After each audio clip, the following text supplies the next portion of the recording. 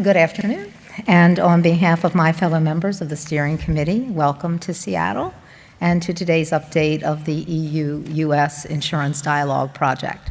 My name is Kathleen Borain, and I serve as the Maryland Insurance Commissioner, and I am joined today by my fellow Commissioner Doug Almond of the Iowa Division of Insurance, as well as Elizabeth Brown, Senior Insurance Regulatory Policy Analyst at the Federal Office of Insurance, who's here for FIO Director Steve Seitz, who unfortunately had to get back to DC, and then Petra Helkema, Chair of the European Insurance and Occupational Pensions Authority. So, as we get started today, let me just take a moment to provide some background on the Dialogue project for those that may be new to its activities. So together, the U.S. and EU regulators oversee approximately 2/3 of the global insurance market and share many supervisory interests. We have a long-standing transatlantic partnership on insurance market regulation and supervisory cooperation. And while our regulatory laws and regimes may differ, this purposeful engagement allows us to share perspectives on issues of mutual regulatory interest, to learn from each other, and to work toward fair, competitive, and cooperative markets. The EU-U.S. Insurance Dialogue Project was formally established in January of 2012 with the stated purpose of deepening insight into the overall design, function, and objectives of the key aspects of the insurance regulatory regimes in the U.S. and EU, and to identify important characteristics of both regimes. In the decades since it was established, the project has led to more harmonized regulatory approaches where appropriate, and has fostered trust, understanding, and cooperation among regulators across jurisdictions.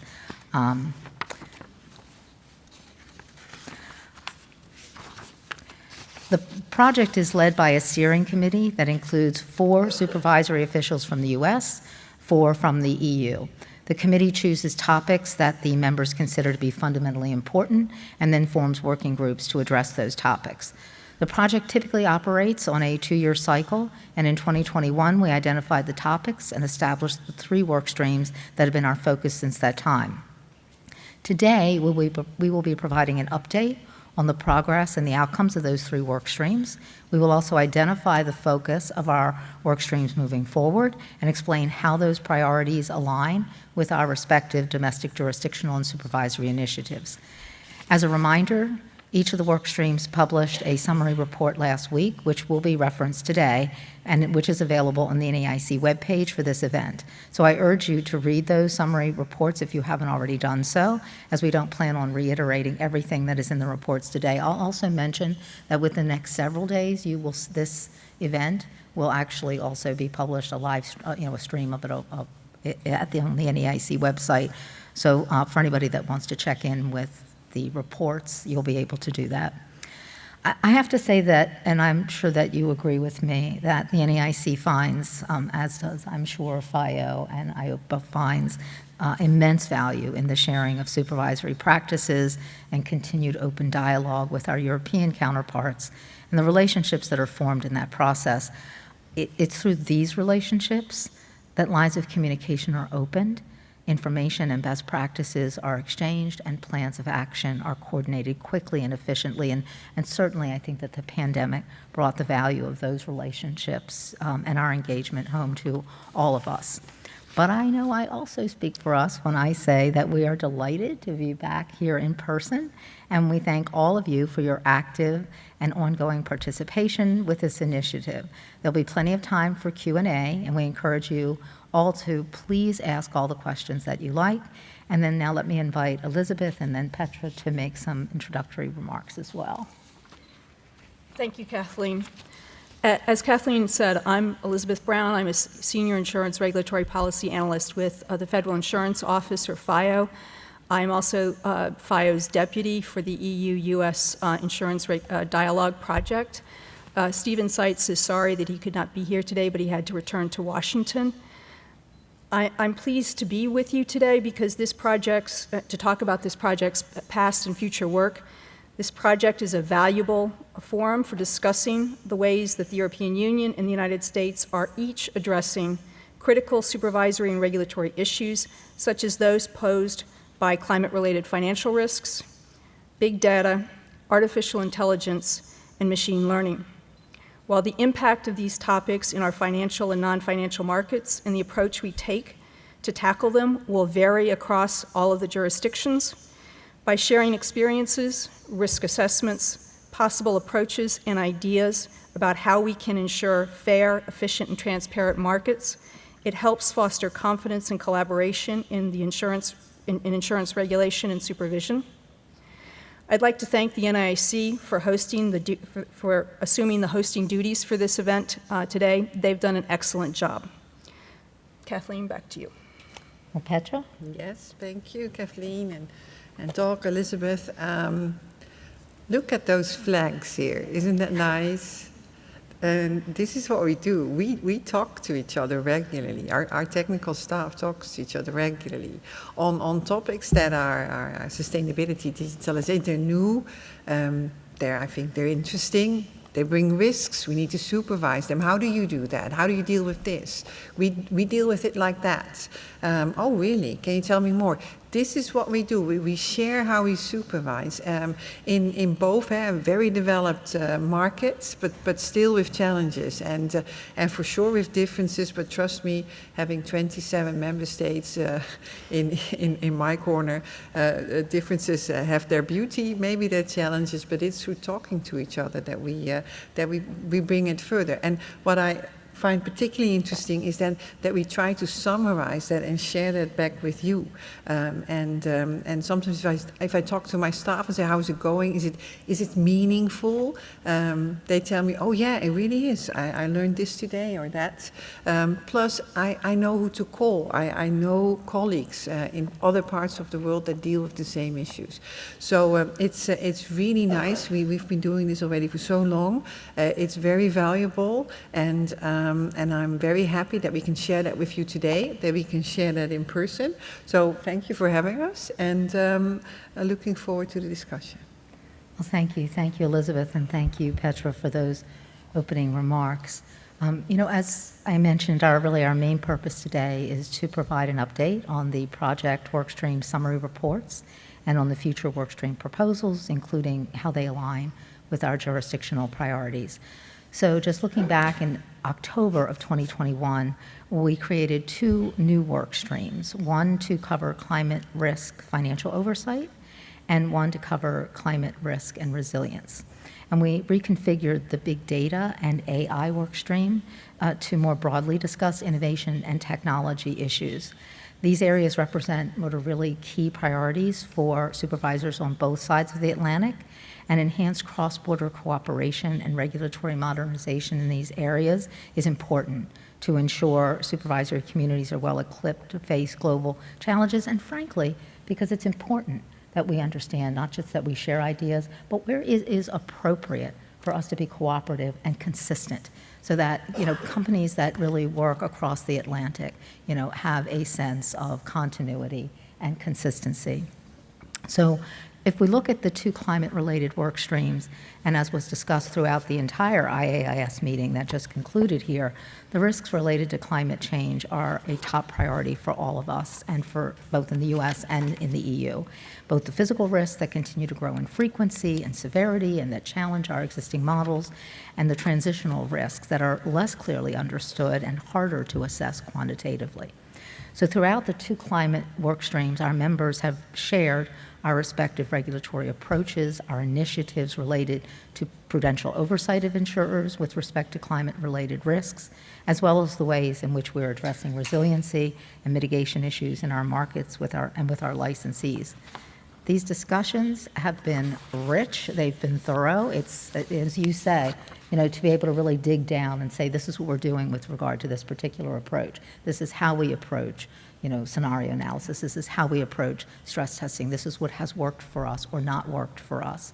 So that has been incredibly valuable in allowing us to work from each other and to leverage each other's experiences in those critical areas.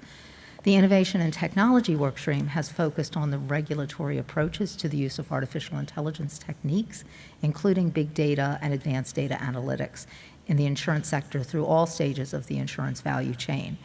And while we share the view that innovation and innovative technologies and AI provide tremendously valuable new opportunities for businesses and consumers, we also agree that their use can raise new challenges regarding consumer privacy, data security, the potential for both intended and perhaps unintended adverse consequences, such as unfair discrimination. And to that end, this workstream focuses on sharing and comparing regulatory accountability and oversight standards and approaches. And that's an important point, is as we talk more and more, Petra, you and I have talked about this, the need to actually begin to look at sort of, in addition to sharing ideas, where are we the same and where are we a bit different? And, and to talk about the significance of that as well. In addition, this workstream continues to monitor and address cybersecurity and cyber insurance. So as we move forward, Elizabeth will be addressing the project's climate risk oversight workstream report.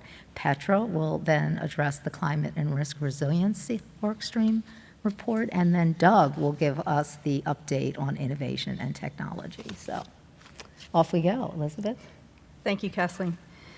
The objective of the climate risk financial oversight workstream for 2021 and 2022 was to share knowledge of and views on appropriate climate risk disclosures within the insurance sector, including the evolution of the disclosure framework developed by the Task Force on Climate-Related Financial Disclosures, also known as TCFD, and to also examine other climate-related supervisory reporting and financial surveillance within the European Union and the United States. Summary report on these topics looked at recent developments in those topics in each of the jurisdictions, as well as within the members in each of the members' jurisdictions. On climate risk disclosures, the workstream members shared information and discussed relevant laws and activities undertaken within their jurisdiction. In the EU, insurers are required to comply with the non-financial reporting requirements set forth in the Non-Financial Reporting Directive, which requires certain large companies to publicly disclose information on their activities relating to environmental, social, and employee matters, respect for human rights, anti-corruption, and bribery matters. In addition, insurers are required to comply with the reporting requirements set forth in the key performance indicators required by Article 8 of the Taxonomy Regulation. The EU has also published guidelines on environmental and social matters in 2017, and guidelines on climate-related information in 2019 to inform companies' non-financial reporting. The EU has proposed a Corporate Sustainability Reporting Directive, or CSRD, that would amend the Accounting Directive to extend the scope of mandatory non-financial reporting and establish a means for obtaining external assurances that the information reported is accurate, allowing for digital tagging, and to have the European Financial Reporting Advisory Group develop sustainable reporting standards. The CSRD is interconnected with the Sustainable Financial Disclosure Regulation, or SFDR. The CSRD would establish reporting requirements for issuers, while the SFDR establishes public disclosure requirements on material, environmental, and social matters for financial market participants, financial advisors, and financial products. Turning now to developments in the United States, the NAIC first adopted the Climate Risk Disclosure Survey in 2010 and approved a revised version of that survey just last year.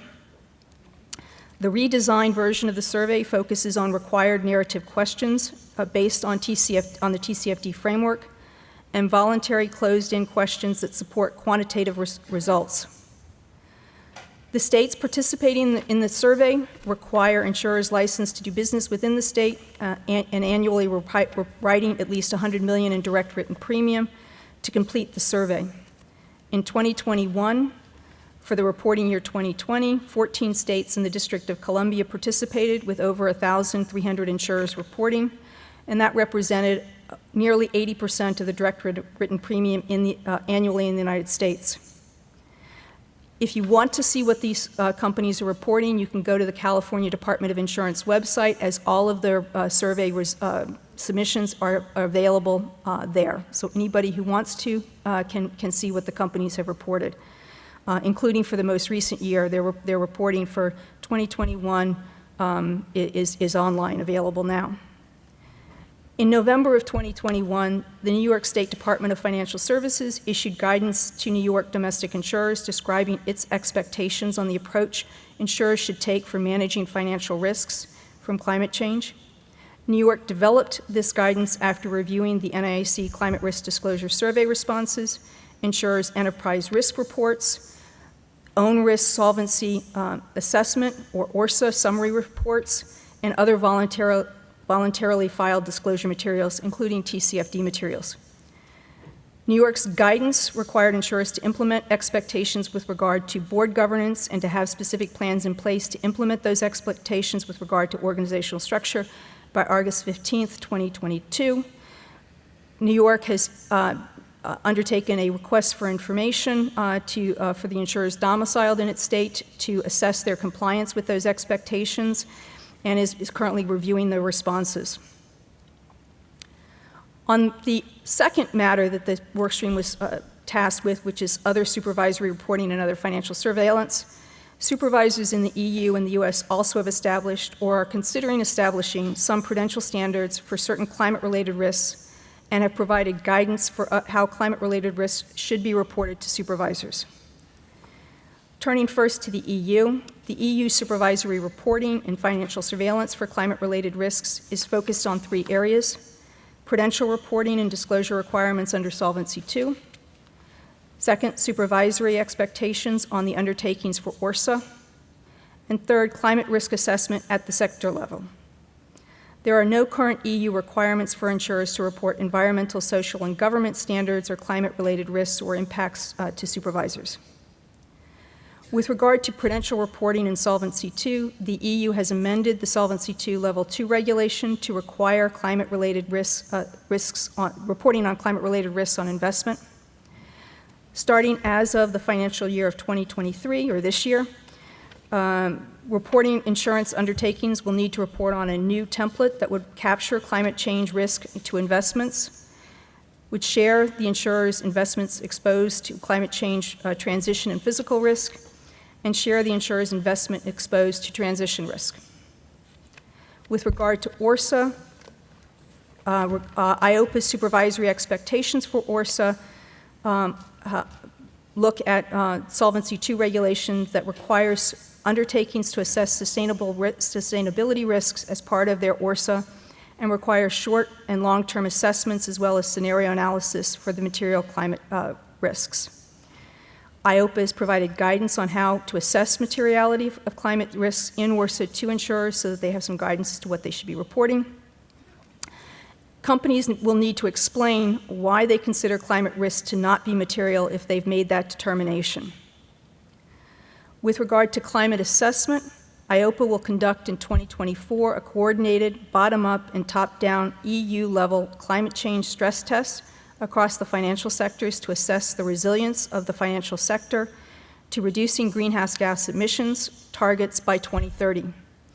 This will build on the initial analysis on transition and physical risks that EIOPA conducted in 2021 and 2022. Turning back now to the United States, the work of the NAIC and state insurance regulators regarding supervisory reporting and financial surveillance for climate-related risks covers 5 areas: risk-based capital catastrophe risk charges, ORSA requirements, financial exam guidance, investment stress scenarios, and other financial oversight. With regard to risk-based capital catastrophe risk charges, or RBC catastrophe risk charges, those charges include capital charges for hurricanes and earthquakes.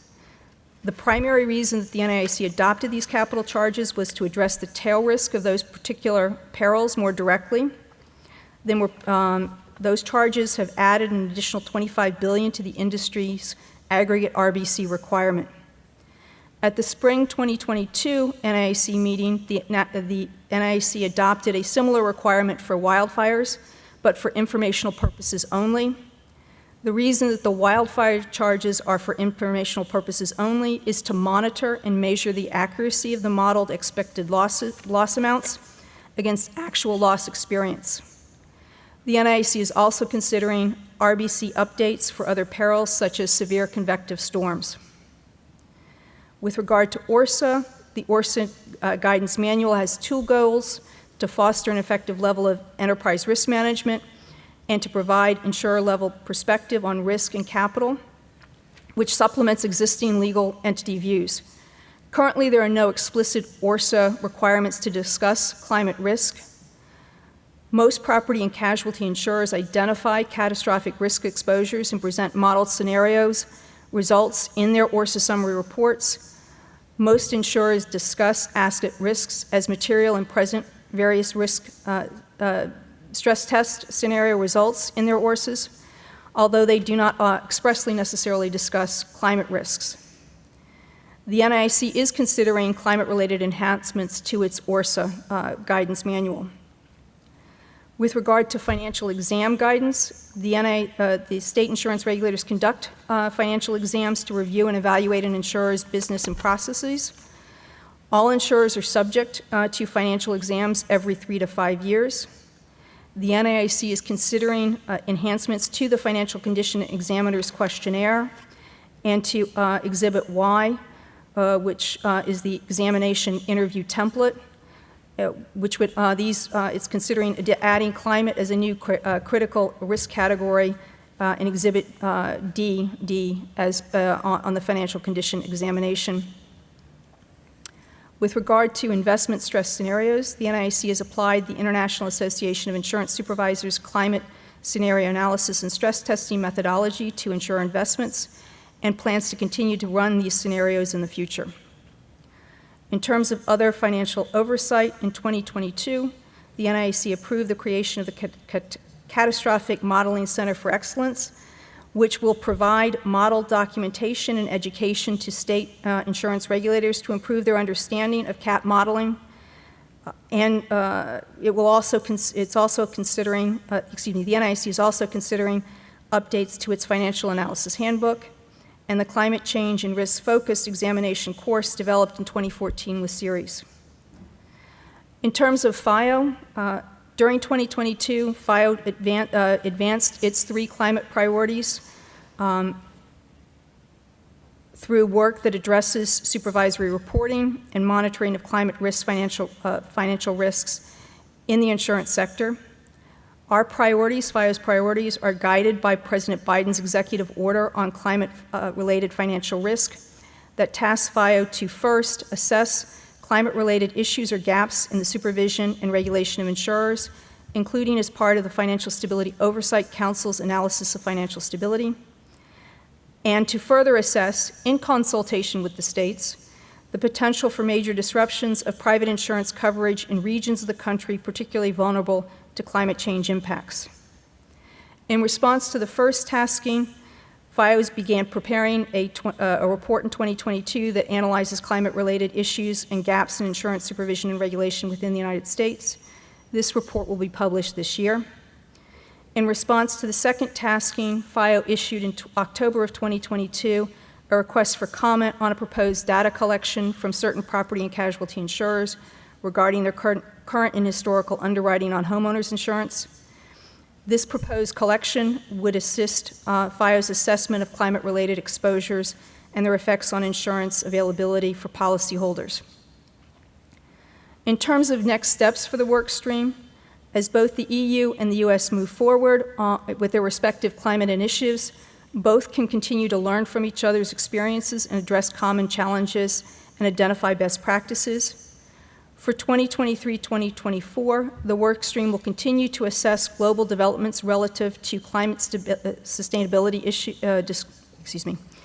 relative to climate and sustainability disclosures on the insurance sector, and how climate-related financial risks have been incorporated into their existing supervisory frameworks, as well as considering how supervisors are currently using or considering using stress testing, scenario analysis, and sensitivity analysis to assess climate-related financial risks and the challenges posed by such analysis. With that, I will turn it back to Kathleen. Well, maybe Elizabeth, you could give us little insights into sort of how our go-forward plans align with FIO's priorities. In terms of the next steps for the work stream, how they align with FIO's priorities, as I mentioned, FIO has 2 priority items based on the executive order. The climate report that will assess issues or gaps in the supervision and regulation of insurers, and the proposed data collection from certain homeowners. Both of these initiatives align with the workstream focus on climate-related insurance disclosures and the incorporation of climate-related risks into prudential regulation. Learning more about the initiatives undertaken by the NAIC, by state regulators, and by the EU will help inform FIO's work on those initiatives. Thank you, Elizabeth. And Petra, with respect to the EU, how sort of our go-forward strategy is aligning with your priorities? Well, I think it fits well in the sense that we want to move forward, particularly with reporting.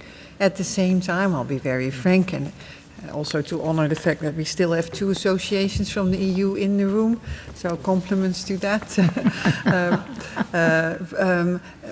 Reporting is a very fundamental part of the whole sustainability agenda in the EU, in the sense that disclosures are really a route through which we are going to see what is there. And what is there definitely will need work. I always say green finance is about becoming green, not about being green. If we were already totally green, then we did not need a transition. And I think that is so that is the start. So it was said that there's some insurers call it a tsunami. I don't know if it's that, but it's a lot that has come at the industry with reporting requirements. So this year, the SFDR, the Sustainable Finance Disclosure Regulation, is already in being. So the financials have to report and disclose their sustainability finance. Per the 1st of January, the CSDR comes into being, which is for all, also the non-financial corporates, and also non-quantitative reporting is then done on sustainability. This actually will help our industry to report, because now they need to get, in order to report on sustainability, you also need data from others. Well, the CSDR is going to facilitate that.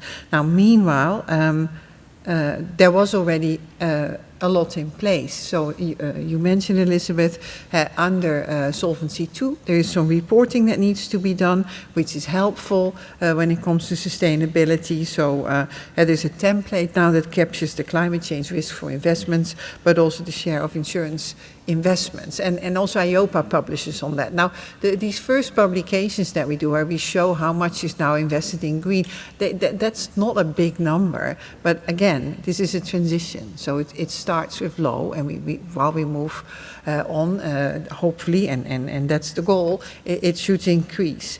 Same with the ORSA. So when we measured 2 years ago, 13% of ORSA's own risk solvency assessment, so the Pillar 2 of Solvency II, refer to sustainability risk. And that sounds like a low number, but it was very diverse across EU. So some countries were up at 70% already, others did not do it. Now this year, for the first time, the insurers are reporting all mandatory in their ORSA on sustainability risk and climate change risk. And if they say, I don't have that, climate is not impacting me, terrific, show it. So you can say it's not, but again, we still need the analysis. And the analysis is 3 forward-looking scenarios, 2 long-term, 1 short-term. So that's interesting. And finally, what we'll do is on the stress testing side, and we need to do that it's a request from the Commission. We need to deliver. We do that together with the Markets and Banking Authority and the ECB, the central bank. And what are we going to do? We're going to stress test more or less the impact, the transitional risk of all the new legislation to move to a more sustainable world by 2030. And I think this will be very interesting because it will be a test where we not only assess how that impacts, that transition impacts insurers, but also how it impacts banks, but particularly how across industry there could be an impact. So maybe banks say, oh, we are totally covered because we have an insurance. Then it would be interesting to see if that insurance can actually cover for that. So this is what we're going to do going forward. I think that is well aligned. And it's also a lot. I see that completely. So, but it is a transition. So if we accept that, I think we will make progress. And I think from the NAIC perspective, where the work stream is going is really quite aligned with what we're doing at the Climate and Resiliency Task Force at the NAIC. So I'll just touch briefly really on two things. First of all, the disclosure. So Elizabeth has already given you, good background on where we are in the development of the disclosure survey format. I will say that we will have an increase this year. We're thinking about half the states, so we will be increasing the volume of companies and a larger percentage of the market that we'll be capturing. I think the key thing now is there's an appreciation for the survey. I mean, it brings a certain amount of uniformity. It provides different kinds of data. It allows us to provides additional transparency. It really helps in comparing data because of the nature of the form. There's also a focus on how insurers are managing governance, risk management strategies, so it's broader in its scope. I think that really the next important step is going to be the survey results and the real analysis of the survey results. So what we are waiting for is to hear from the Society of Actuaries, the Research Institute, about their review of the disclosures, including the degree to which insurers have conducted scenario analysis as requested by the TCFD. So how are they handling that within their own risk analysis profile? And then that is where this is an iterative process, right? So it is constantly obtaining information, analyzing that information, determining what to do with that information and what to do with it, both in terms of what companies need to be doing with it, but importantly, what we as supervisors need to do, and does it change our approach? And I expect that what we'll see happening is, as the analysis of the most recent and that first revised survey happens, you will see a lot of discussion as to how that's going to impact the regulatory process and where we're going to be seeing changes to our financial examination handbook, perhaps our analysis workbook, and as we think about the ORSA. I would also say that the release later this month of the ISSB standards, we'll be looking forward to continued discussions with our European counterparts relating to evolving international climate and sustainability disclosures, and really how they compare to U.S. and EU standards. And the other thing that I'll just touch on briefly is the solvency oversight piece. So as Elizabeth mentioned, we are actively pursuing enhancements to our financial examiner's handbook, financial analysis, and ORSA. We differ in the U.S. There is a sense that there's of the own in the own risks in ORSA.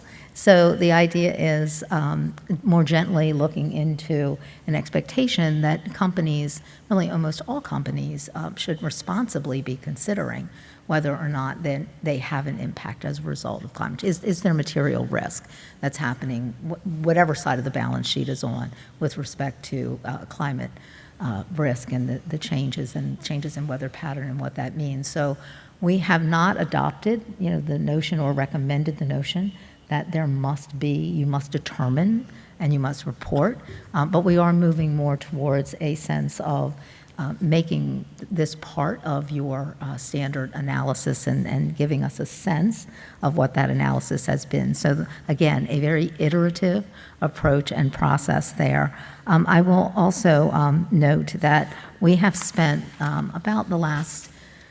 at this point, probably about the last 12 months at the workstream, really looking deeply into scenario analysis and modes of analysis that have occurred in other jurisdictions. We have been in regulator-only session on those issues for about the past 3 months as we work towards developing recommendations regarding the role of climate scenario analysis as a regulatory tool for U.S. insurers, and we expect to be able to expose what those recommendations are probably within the next 2 months. So we're coming close to what we would expect to be, a set of reasonable expectations in that regard. And then, finally, our emphasis also this year, as you will see beginning in the fall, will be looking much more deeply into stress testing and sort of what's the appropriate approach for that in the U.S. Regime.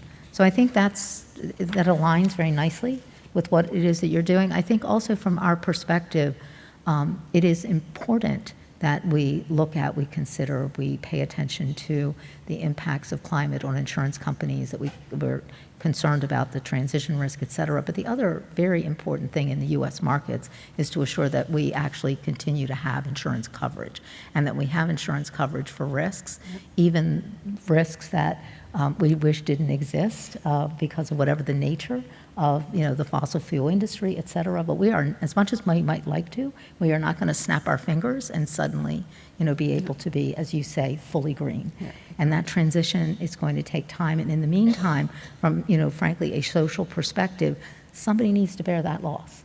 And that can't be individuals, and it can't be states and governments. And that is part of what insurance companies do. And so we do not want them to be unable to insure the risks, because otherwise it's the person that's fallen off the rig, or it's the community that's been inundated. So we need insurers to continue to be there, to be financiers of this type of risk, while we are also pursuing the reduction of that risk and through transition. So that is always, throughout all of the work that we do, an important element of, our views around, climate from every perspective. So I think with that, Petra, you're going to talk us through the results of the second work stream and its goals going forward. I don't know about you guys, but then for me, listening to Kathleen, that really start to feel an energy, because I recognize some of the things you do for sure. The how own is the ORSA discussions. I mean, that triggers something with me. And then how do you solve that puzzle? So I hope you have that too. It's Friday afternoon, I know, but bear with me. I'll share a little bit about what we do on the climate risk and resilience work stream. And then when I say we, I'm actually including myself too much. There's just some excellent people in FIO and in NAIC and in EIOPA working on this. The group started in January. They had 5 meetings. I think they were very productive meetings, considering that it's virtual. You need to find each other, but they covered a lot. They looked at innovative technology that you can use to deal with climate-related risk. They looked at pre-disaster mitigation and adaptation efforts. What are we on both sides of the ocean? What are we doing on that? And then on modeling and data challenges that we have. And I'll briefly take you through 4 of the topics that they focused on. So the first one was when it came to financial innovation and how to improve insurance coverage. There was a good look at parametric insurance. What does it do? How does it work? And it's definitely an opportunity to offer very quick payouts, certain certainty for consumers when events happen. At the same time, if you just not make the event, then you still probably have a lot of damage, but you don't have cover. There might be some creative minds that don't even have an insured value and still want the insurance. Then it becomes more, I would say, gambling. Some wanted to call it investment, but I would almost say gambling. So I think, how do you deal with that as supervisors? That is what that was discussed, and I think what was identified is that there are some good examples, particularly in the United States, on parametric storm insurance that is provided by an energy provider, a public-private initiative of the state and academia to seek coverage for flood-related damage, parametric crop insurance we've seen, and the damage, and what we do is, and what the team did was just talk through how does that work. What does it do? What are then the risks for the supervisors? So then we always like to get to the risks. How do we deal with that? Now, the workstream noted that it's difficult to define objective, relevant parameters for triggering the coverage. I think if you ask me, besides the fact that there always has to be an insured interest, I think it starts with that, otherwise why call it insurance? But I think if you look at then what is the issue, it is how do you get to a good parameter to decide this is the trigger to start paying for the claims. And so here, improved modeling, sharing knowledge could very much help on the loss experience, and maybe also here, and that brings me to the other topic, you can also think about what events can we actually prevent with adaptation mitigation, but if that mitigation adaptation is in place, do you then need to change the triggers for these insurances to pay out?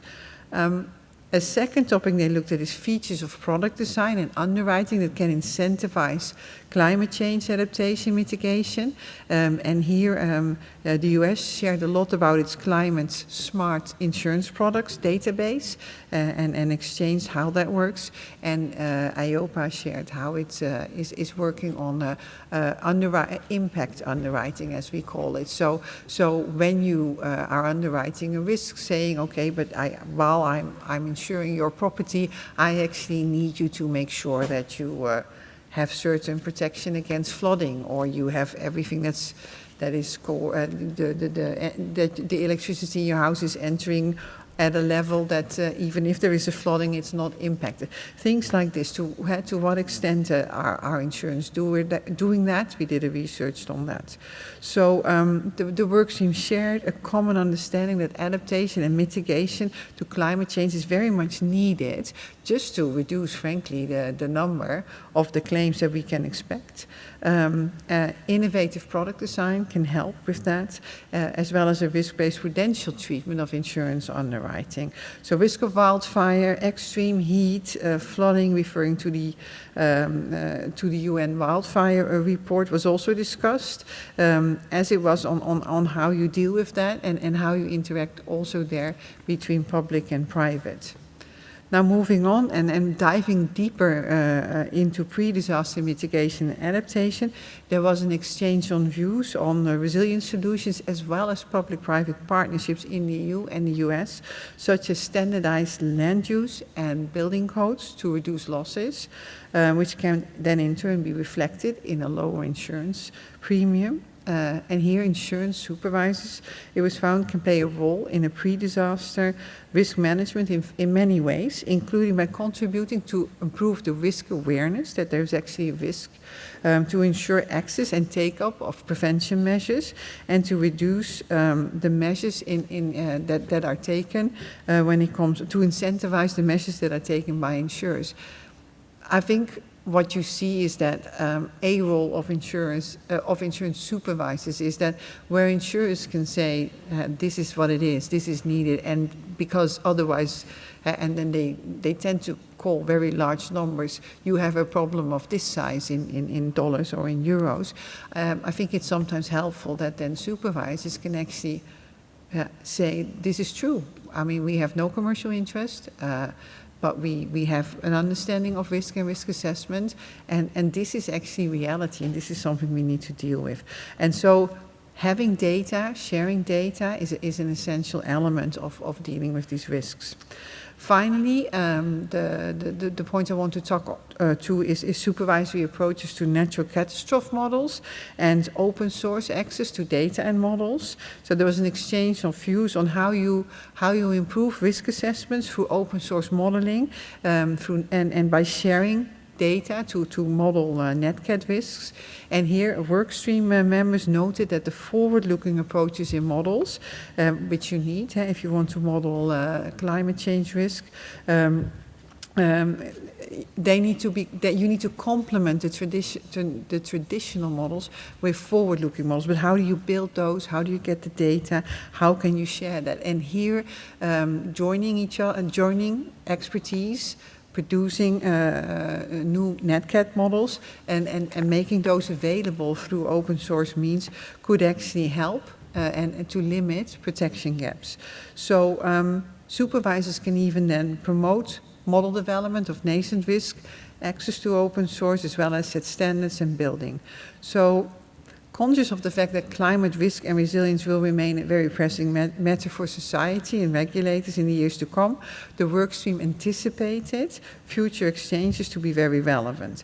And the idea is now to further go and list more examples and practices across the Atlantic, but also to express a common view of the effectiveness and the efficiency of some of the initiatives we see. So I think we're moving a little bit from listing initiatives that we see to being able to already have a first assessment of, does this do what we hoped it should do? Is it meaningful? Is it efficient? Is it effective?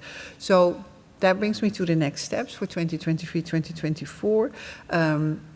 using underwriting to promote climate resilience, I think, is one area we would like to further look at to understand both the prudential and the conduct, supervisory and regulatory measures to support the integration of prevention measures through product design and product oversight, and to include in the analysis and also in this an analysis on the issues of availability of reinsurance coverage. I think that we found very relevant. So how in the product design can you already include the need to be resilient to this risk, but also how does reinsurance play a role in this? And the second topic we agree we would look further into, and I think this is really an interesting one, is catastrophe risk modeling and access to data. So again, we need to first understand, if we want to do this properly, if we want to do this as insurance supervisors, we need to be database, data-driven, and we need to be risk-based. And in order to do that, we need to understand, first have the data, but then also have good models, natural catastrophe models. And here I think also an exchange with the NAIC's experience with the Center of Excellence on Catastrophe Models will be really beneficial to the process and to the work of us in the EU. We can also identify some good practices when it comes to open data collection initiatives. And just to share here, a month ago, EIOPA just released an app, the Climata app. And what is that? It is a user-friendly interface for anyone who's downloading the app to use a model that was developed by Zurich University to assess net cat risk. But what we found was in order to use that tool, the Climata tool of the Zurich University, you actually need to you need to be able to use Python, and that makes it actually hard for a broader community to use it. So we had some experts who actually do know how to do this, make a user-friendly interface and build that then into an app that we then share. And now anyone, also those who do not do Python and other programming languages, can still use the tool to model a natural catastrophe risk. And I think these are things where you try to not only deal with the risk, but I think sometimes very pragmatically try to bundle the scarce knowledge that you need to do this and then share it back to a wide audience. I'll stop there, and do I now give the floor, or do I give it back to you? I think maybe with EIOPA's, how those go-forward tasks align with EIOPA's priorities. They do, very much. As I said, we published this app. We also published a natural catastrophe dashboard in autumn last year. And it's an interesting tool. You can find it also on our website. And per member state, we identify the 5 main climate change risks. So drought, flooding, fires, and earthquakes. And then the flooding is sea level or river. And I think this is helpful, but we need to move forward on this. We need to better understand other net cat models. So we're very interested in what, for example, the US has done on hurricanes, and your understanding there. For sure, you're also dealing with drought. So I think here we can really also benefit from the practices that you have, and I think that's very much in line with what we need to do. Moreover, we will continue our work on impact underwriting and see what can be done when you sell the insurance. But we will also continue our work on more behavioral economics, on why people do not take cover. So that's another question, but it's an interesting question because we often see, for example, the flooding 1.5 years ago in Germany, where only 34% took insurance, the rest was uninsured. Of course, what happened, including people dying, was terrible. It was on the news. So government steps in, which of course is less efficient. It's costly, but also it results in not many people seeing a need to get insurance cover afterwards. And then a year later, except for 4 houses, everything was built back in the same place. And then people wanted cover. Now, I think this is one case, but I think this is what happens a lot. And so we went back to that area and we asked consumers, why they're not taking cover. And it's interesting, it has to do with cost, it has to do with risk perception, it has to do with the idea the government will take care of me when it's need be. And so that means that going forward, public-private partnerships, and again, I think there are good examples in the US, we're thinking about doing that, and we have some examples in the EU, are I think just areas where we continuously need to learn from each other. And the only thing that I want to share here, because I'm pretty proud of it, we worked together with the European Central Bank on a policy issues paper on public-private partnerships, and we present a ladder in that, a structure, where you start with measures taken by the consumers themselves, then getting insured, then insurers making sure that they incentivize adaptation, the capacity of the insurance, and then reinsurance industry, but then moving into public-private partnerships, the conditions that should fulfill. Now that is out there now for discussion. I know these discussions are taking place in the US as well. So yes, it's aligned, and at the same time, I think we can still learn so much from each other there.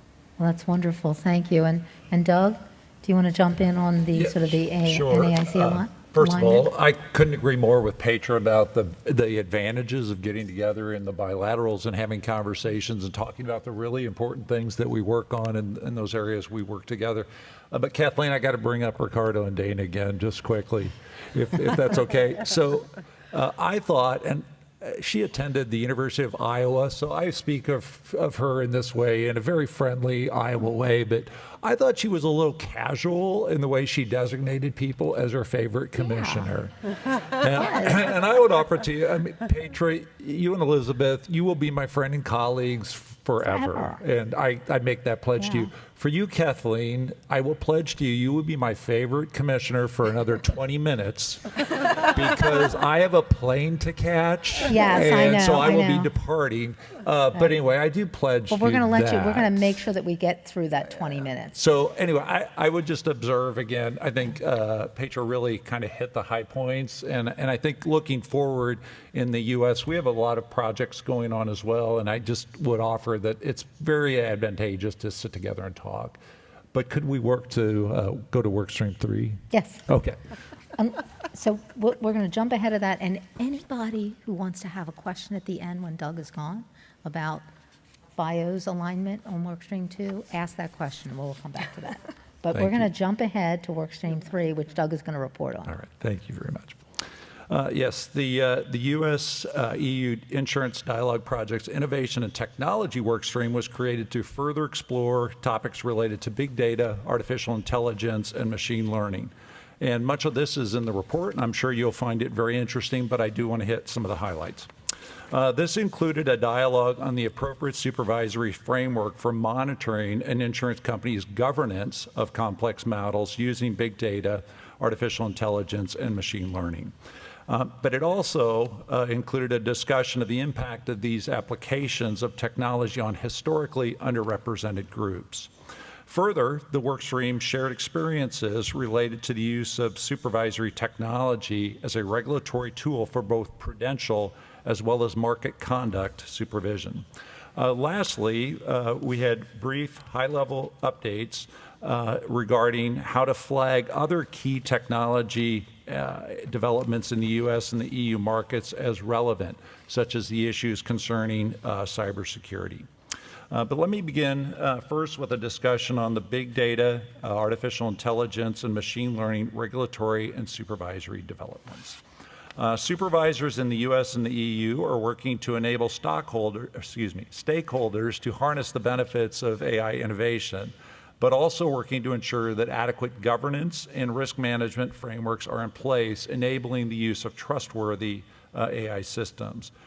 These discussions within the workstream illustrated common challenges and opportunities and how these are being addressed from a regulatory perspective on both continents. The European Commission presented and has now adopted, it's my understanding, its legislative proposal for harmonized rules on AI and the potential implications for the insurance sector. This proposal, which is under legislative review, aims to introduce new governance and risk management rules for the use of AI in different sectors of the EU economy, including the business of insurance. The legislative proposal allows for a risk-based approach, establishing different requirements depending on the likelihood and potential harm of different use cases. Further, the report from EIOPA's consultative expert group on digital ethics in insurance developed 6 AI governance principles to promote ethical and trustworthy use of AI in the European insurance sector. In the U.S., the NAIC discussed its ongoing work on assessing the industry's use of big data and artificial intelligence, as well as machine learning, what governance and risk management controls are now in place to manage those activities, and in evaluating its existing regulatory frameworks for overseeing and monitoring the use of these technologies.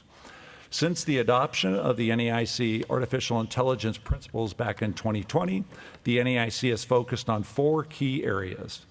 First, the NAIC current survey work, which is underway, tools and resources to monitor the industry's use of these technologies, third-party data and model vendors, and of course, the supervisory framework and governance principles. The U.S. insurance regulators have now received responses for the artificial intelligence and machine learning surveys in private passenger auto and homeowners, and are now in the process of requesting information related to the life insurance business. Using the results of this survey work, the NAIC is developing a library of third-party vendors operating in these markets, which is expected to be completed by the end of this year. Our work is now shifted towards the development of a model bulletin, which can be thought of as a regulatory guidance document for the use of artificial intelligence by the insurance industry. The NAIC Big Data and AI Working Group is also drafting a set of model and data regulatory questions, such as related to those in a handbook, to assist state insurance supervisors for the regulatory evaluation of insurers' use of these models and big data, including those that are prepared or owned by third-party model vendors. The working group then discussed the use of big data and artificial intelligence in traditional models as being used in insurance, also discussing what is being found and how these models are impacting people of color and historically underrepresented groups. Supervisors in both the U.S. and the EU are committed to ensuring that policyholders' information is protected from unauthorized use and disclosure, and periodically are making changes to relevant laws and regulations to keep pace with that evolving technology. EIOPA also provided an overview of its key findings of its 2019 thematic review on big data and analytics in motor and health insurance, which showed how new data were increasingly used to complement but not replace traditional data sources in insurance. EIOPA also provided an overview of anti-discrimination legislation in place in the EU and the additional non-binding guidance provided in its AI governance principles report to mitigate AI risks. EIOPA further noted that its digital transformation strategy considers the topic of financial inclusion of strategic importance in view of the trend towards increasingly data-driven business models across the insurance value chain. EIOPA is currently supporting a European Commission project where the development of a study about data bias, financial inclusion, and fairness metrics is underway. The NAIC, for its part, has noted that it has hired a team of actuaries and data scientists to assist state regulators with their reviews of complex property and casualty rate models. Regulators and the NAIC are focusing on unfair discrimination, data quality, consumer dispute processes for data used, rating variables, rational relationship with risk, and data adjustments such as feature engineering. The NAIC also presented on the 4 work streams that it formed back in 2020, focusing on race and insurance relating to the industry, regulatory community, property and casualty, life insurance and annuities, and health insurance are those work streams. The objective is to continue to research and analyze the insurance legal and regulatory approaches to address unfair discrimination, disparate treatment, and our concerns over bias in models and the risks of proxy discrimination. The property casualty work stream is first engaging with insurers with respect to advertising and marketing and understanding what kinds of governance principles or best practices insurance have already implemented in order to avoid potential bias in advertising and marketing. The work stream then moved on to a very comprehensive discussion of SupTech as a regulatory tool. The U.S. and EU supervisors agree that SupTech represents many opportunities to improve the quality of prudential and market conduct supervision. As such, supervisors have shared their experience with SupTech with one another, including some projects that are being developed in-house, and others are being developed in cooperation with third-party service providers. With regards to SupTech and prudential supervision, the NAIC is using artificial intelligence and machine learning to improve the solvency monitoring tools it has developed in financial regulation, though a partnership with a third-party consulting firm with expertise in this area is underway. The focus of the project is to develop models that utilize financial reporting data to estimate the potential degree of solvency risk associated with individual insurers. The models are developed by using more than 10 years of historical financial data from U.S. insurers, which includes failure and insolvency data and criteria. Once developed, the models were refined by developing additional data points and variables to improve their performance. The NAIC is also using business intelligence tools, primarily Tableau, to enhance existing solvency monitoring tools and reports by developing enhanced dashboards and visualizations. These tools allow users to access and analyze data from relational databases by producing powerful visualizations such as graphs and maps to increase the speed of insight in identifying variances, risks, and concerns. The Federal Reserve Board representatives discussed the board's use of machine learning in its supervisory process.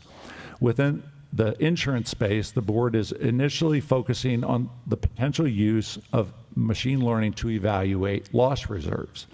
The board has worked to implement a published model described as the deep triangle that uses deep neural networks to estimate loss reserves from publicly available information. From a prudential perspective, EIOPA presented internally developed programs using machine learning or advanced analytical methods with a focus on applications where the centralized European database at EIOPA brings an added value. EIOPA noted that an important and growing area for EIOPA's data work are methods to detect outliers in reporting data sets, unexpected changes in time series, and to identify exceptions from automatically detected patterns.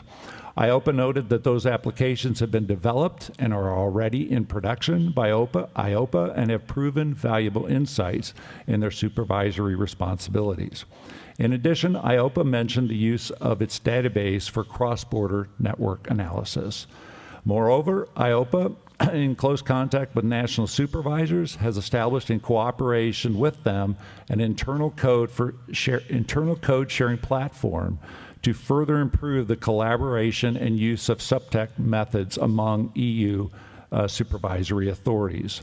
On SupTech in market conduct, the NAIC reviewed how U.S. state insurance regulators are implementing the use of natural language processing to review policy from submissions for property and casualty insurance. This technology is being used to accelerate the review of new form filings by identifying phrases or words that may be prohibited and prioritizing filings for further review. This technology will also help identify emergency insurance concepts or trends in the industry, such as a challenge in deductibles and limitations or exclusions of coverage. While a long-term project, the NAIC referenced the development of recommendations for the incorporation of AI in the NAIC market information systems. These recommendations focus on reviewing the collection of existing data, employing more rigorous statistical techniques to assess predictive accuracy of current analytical tools, assessing the ways AI could improve analysis, and exploring the potential collection of additional data suitable for AI techniques. EIOPA noted that it is developing a tool to supervise the unit-linked life insurance market by analyzing the key information documents of unit-linked life insurance products sold in the EU.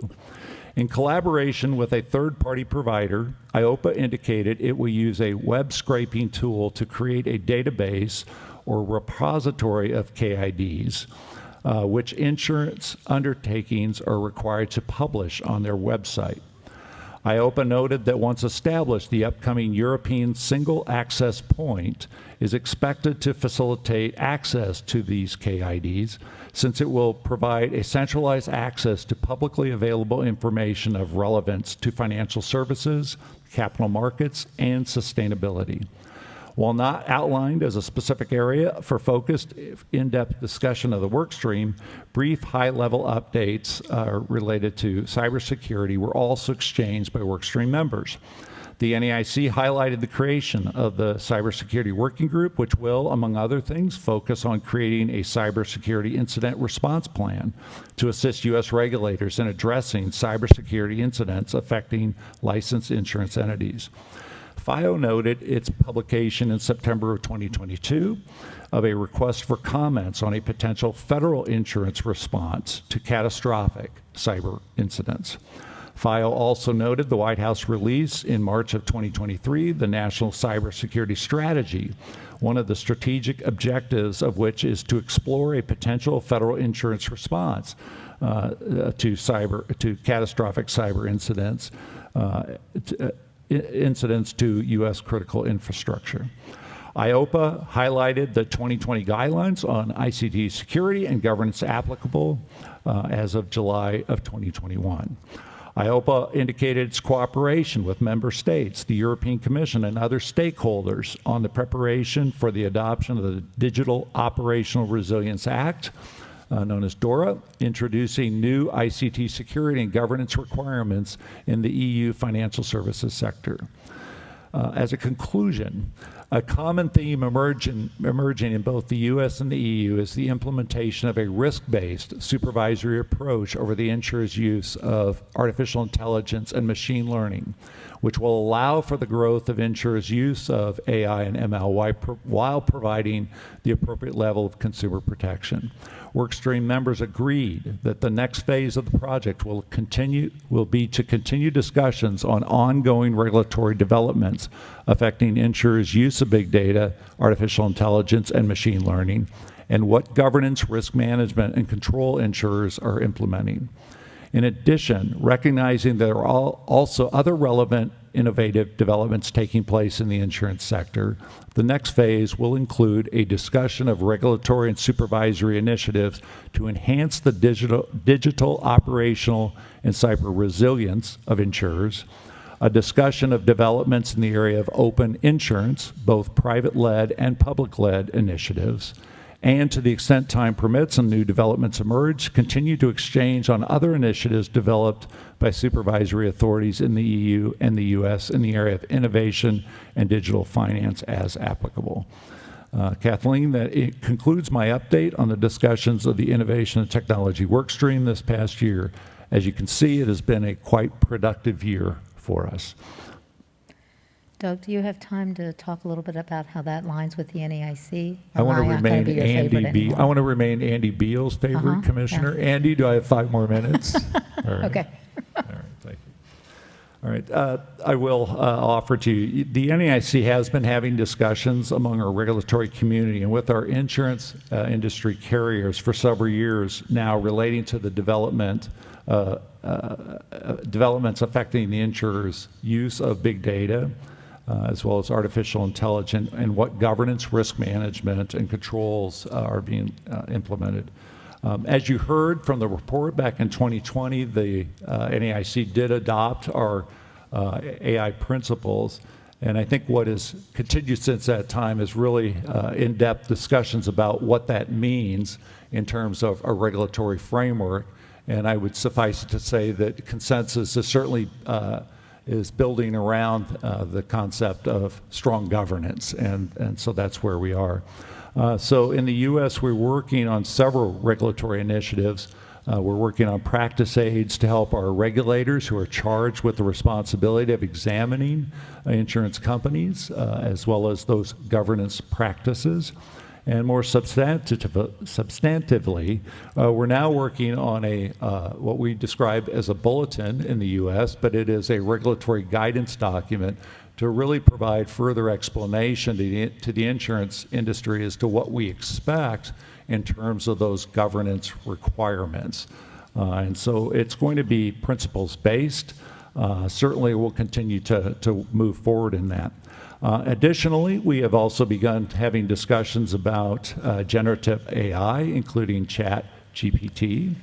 And I know although the use of such technologies is really in its nascent stage, whether they require a regulatory response immediately or down the road, we are beginning to have those discussions as well.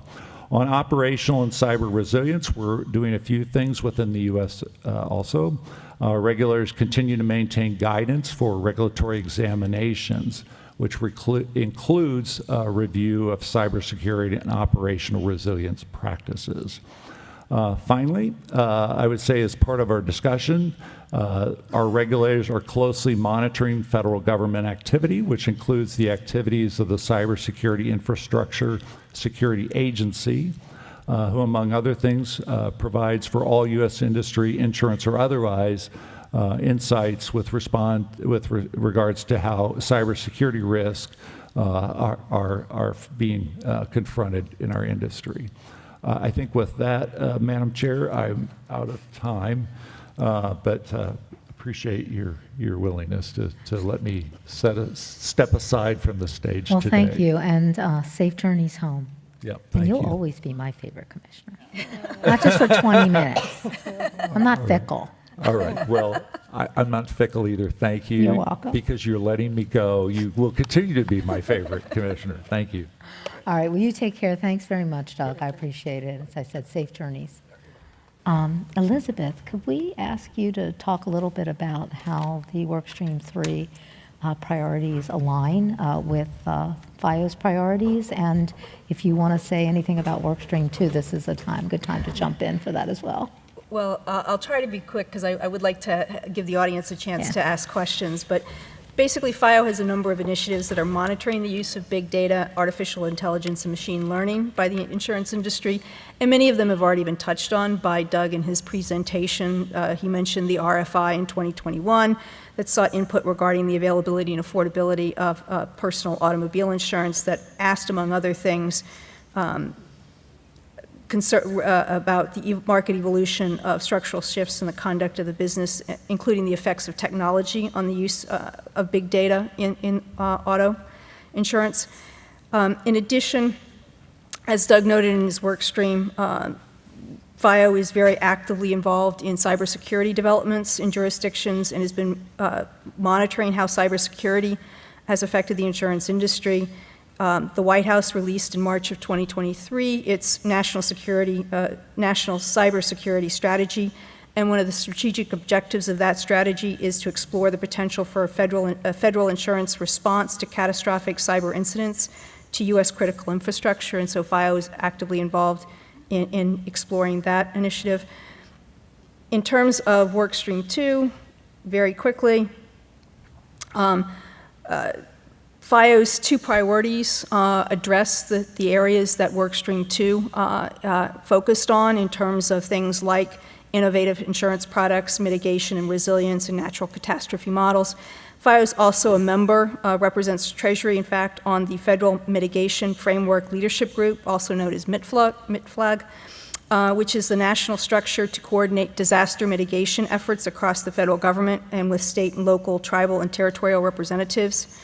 In 2022, MITFLUG's work included assisting the implementation of the Infrastructure Investment and Jobs Act, which will provide $1.2 trillion to federal agencies in the support of wide-ranging new and improved infrastructure to build whole community resilience. MITFLUG also was involved in the implementation of the National Initiative to Advance Building Codes, which the White House and FEMA announced in June of 2022. And that initiative is also taking a whole-of-government approach to support community resilience through the adoption of modern building codes. With that, I guess I will turn it to Petra for some quick remarks on Workstream 3. Exactly. Thank Please. you. Very quick. Doug said so much. So maybe, and I think you heard that, a lot is really moving into a law. So we have the AI Act that was adopted. So we have a formal EU Act on how to deal with AI, which is for any AI used in Europe, but also specific for the financial industry. What is helpful here is that it indicates that if there is already a regulator looking at the risk, then the task should be with that regulator, and we were happy with that. Insurance was included for life and health as a high risk, so that will set extra requirements that indeed liaise to bias, non-discrimination, etc. There is an Open Data Act in the make, which will also pave the way for open insurance, which is something to watch out for. Of course, finally, DORA was mentioned, the Digital Operational Resilience Act, already in being, but it takes 2 years because we have to draft actually a lot of implementation text. But it will introduce a legal framework, or it is a legal framework that requires uniform cyber incident reporting for the financial industry. It introduces a framework for and requirement for operational resilience testing, and it introduces the oversight by EIOPA and our colleagues EBA and ESMA of critical third-party providers, and that includes Amazon, Bloomberg, Microsoft, those guys, the cloud, which will be under oversight, and we're building that up right now. It's quite a resourceful task, but I think it's important. Finally, we've introduced a digital academy for supervisors, which is an EU academy where supervisors can go, where we have a basic course, but then also do more in-depth courses, just to also make sure that our supervisors have the skills to deal with these new technologies. Yeah, that's terrific. You know, at the national meeting of the NAIC in August, one of the things that we'll be talking about at CIPR is something very similar to that. You know, really, you know, being able to, not just what are our SupTech initiatives, but what's our training for regulators. So I think we do have a little bit of time for questions if we have any.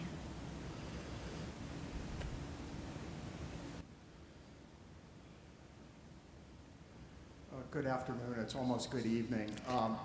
But let me say that you are all our favorites. And, thank you very much. He is so good. He's so good. Thank you very much for the extensive work and these extensive reports. It's very much appreciated. A couple just issues I wanted to put on the table, and then a question at the end.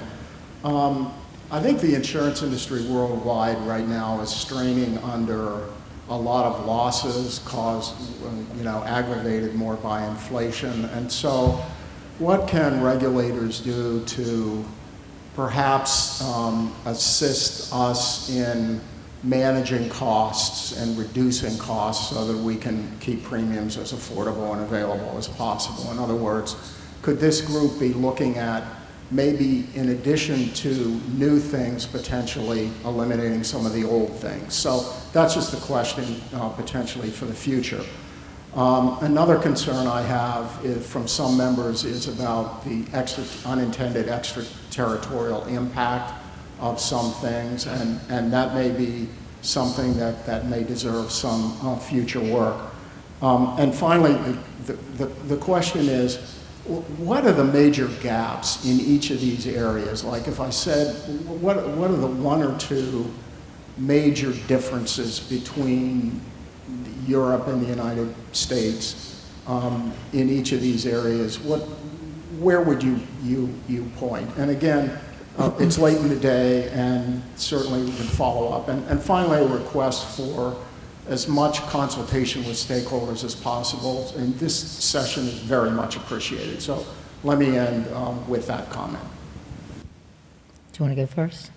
Yeah, I can go first. So I appreciate the suggestions you're making as well as the compliment, but the suggestions you're making on what we could do going forward, learn from each other. Can you also reduce requirements? I think that's a good idea, but let's see how that fits. But I think in general, being conscious of how much you ask for and is that still necessary given what you already have, I think that is relevant. If you would say gaps. I'm not necessarily saying that we share, we're not comparing per se, but my finding would be that on AI, I think actually we are, and we discussed this, we were wondering, because the setup currently is really that it's a sharing of this is happening in EIOPA and NAIC does this and EIOPA does that. It's how we presented it. But what you could do at the end, for example, particularly on AI, is and then to conclude, we actually identify that this is more or less the same in both jurisdictions. And I think that is something we discussed, maybe is something we could do going forward. But I think there, a lot of what we see is actually aligned. And maybe on the sustainability part, if there is a difference, maybe, but I'm not sure, it's that in the EU there's been just in the last couple of years this huge production by the regulator of legal acts and requirements that is now rolled out and implemented, whereas I think in the US it's maybe not always done through legal acts, but at the same time it's considered, it's worked on, so I think it's more form than over substance, but that is my assessment, and that's an individual and not an EIOPA assessment. Yeah, I would agree with that. I mean, I think that, all of us probably, whatever, when you are at a certain level from a principle standpoint, there's enormous alignment. And sometimes it's really the execution and how that rolls out. And, whether we require or expect, whether we are, focusing on, sort of carrier-led activities, and then our absorbing, what the results of that are, versus, a government-led activity. So I think that ultimately we're trying to get to the same place. We have pretty much the same values from a principles perspective. We're very aligned, but oftentimes it's more a methodology, and, in the way that we approach things.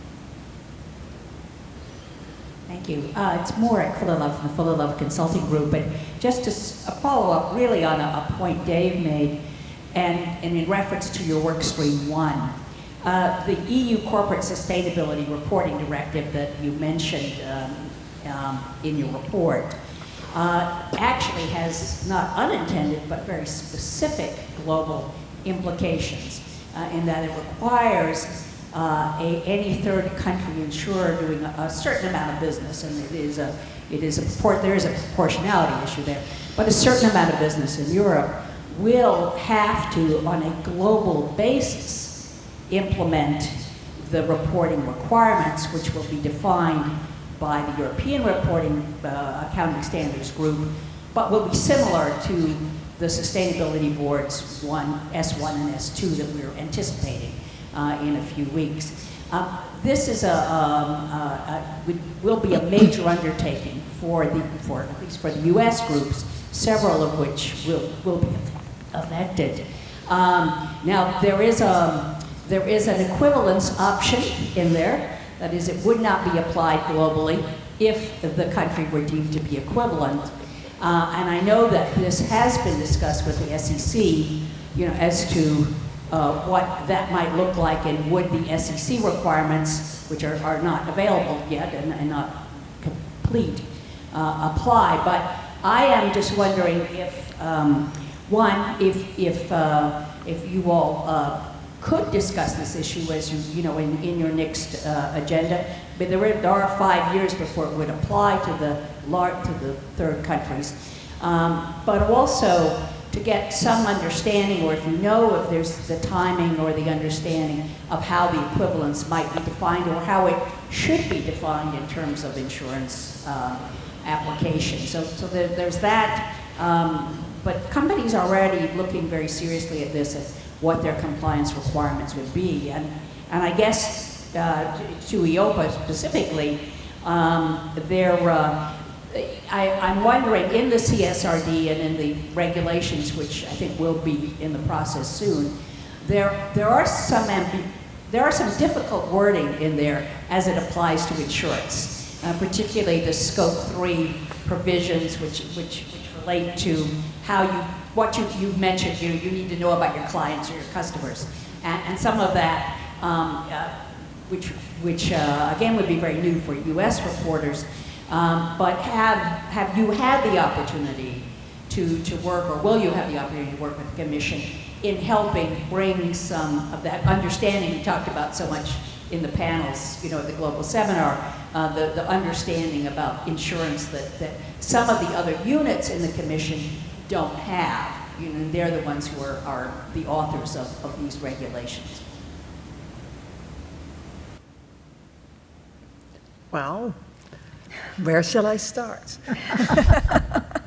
CSDR, indeed. If you are a third country, which is an unpleasant way to say non-EU country, and that has subsidiaries, activities in the EU, and it has to be a certain size, yeah, then indeed what we say is, and that's the whole goal of the Corporate Sustainable Reporting Directive, then you also need to be transparent about how sustainable or not sustainable your activities are, which will then inform, of course, what else is happening in the EU market. The reason is that when the EU market is doing that, and you have a substantial activity in the EU market, but you would exclude these, then that would be actually a gap and an issue. At the same time, the impact of that, I fully see that, is there, and I think the regulator tried to recognize that through this equivalence procedure. I cannot give you the details on how that will work exactly today. I'm sure that will be discussed a lot. In practice, the equivalence decisions are taken by the Commission, but they are done often with first some technical advice of the authority that is responsible and also capable of actually doing a technical assessment of that equivalent. And since we have some time, I think that dialogue needs to start taking place. Now, when it comes to, in general, and I think I said that in one of the panels, to a horizontal approach, in the case of CSR, it's for the entire market. There are comments on value chains and what you need to do. That raises a lot of questions. You're not the only one asking these questions. You have a whole group of friends out there in the EU that all want to know this. So I think there will be more language and more guidance on this, on how to deal with this. And yes, EIOPA particularly is following where it touches on insurance, making sure that when it comes to insurance, it's included in a fair way. Concrete example, we are drafting a regulatory technical standard, which is how to implement some of SFDR. And there we have limited what you need to report on the value chain to the data that is available on the basis of CSDR. So with that, we at least have limited the scope to something that, based on CSDR, should be available, and not beyond that, because I frankly also would not know how you would ever find that. The question, where does the value chain of an insurer then end? Is that the policyholder, etc., can be answered by checking in the CSDR. If they're not in there, then they should not be part of the value chain. Now, this still needs to be consulted, in the end adopted by the Commission. It's work in progress, but these are then ways to actually give clarity and also limit a bit some of the language that, as it stands now, indeed has a huge scope. Yeah, and I would say that while I am confident that there will be dialogue, not all dialogue occurs through this project. Yeah. And so this is an area where we tend to look at topics that are broader and where there is perhaps already developed, policies and approaches, and we're sharing those approaches. But that does not mean that, for example, our E-Committee and other parts of the NAIC and other parts of the U.S. government are not going to be in dialogue. We're kind of at time, but if anybody has a burning question, we will take one more. There you go, John. I'm not going to regret this, right? really fast. More of a request. First of all, congratulations on a very successful week. I'm sure you're all drained. You've been here all week. But this group, probably more than any other all week, has experienced the risk diversification and understanding of global reinsurance. So it's really a request. You know, when I just heard you said this group started in 2012, you know, what a history, and really started with some foundations of global reinsurance. It's just a request to take the learnings from this group to solve these problems or issues that are raised, and also to share with the IIS some of the benefits that you've learned on global reinsurance. It's really just a request, because what I heard a theme all week was the growing concern about capacity and capital and the accessibility of coverage. We're not talking about affordability in some areas, we're talking about accessibility. And I think the lessons learned from the EU-U.S. dialogue could probably go a long way in that discussion. So thank you for a good week. You're very welcome. And I think with that, we are concluded. This will be on our website, the recording of this. And if there are further questions, I would encourage people to take a look at the reports themselves. But we're always available if you have further questions. So thank you all very much. Enjoy the rest of your evening. Thank you, Kathleen.